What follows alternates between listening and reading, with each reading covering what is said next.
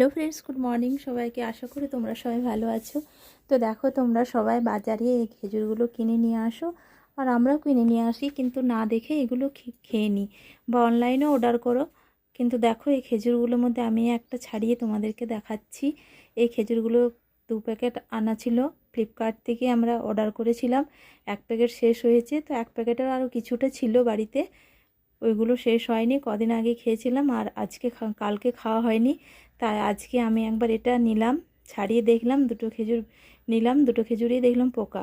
তো তোমাদেরকে সবগুলো আমি ঢেলে দেখাচ্ছি। দেখো, এক একটা করে ছাড়িয়ে নিলাম। এই ছোট্ট ছোট্ট পোকার ডিম রয়েছিল, দেখতে পাচ্ছ? এই দেখো, আর ছোট্ট ছোট্ট ডিম রয়েছে, তার সঙ্গে একটা পোকাও বেরোলো। তো ভালো করে দেখো, একটা খেজুর আমি তোমাদের সামনে নিলাম। এই দেখো, চলছে, দেখো পোকাটা, দেখতে পাচ্ছ? এই দেখো।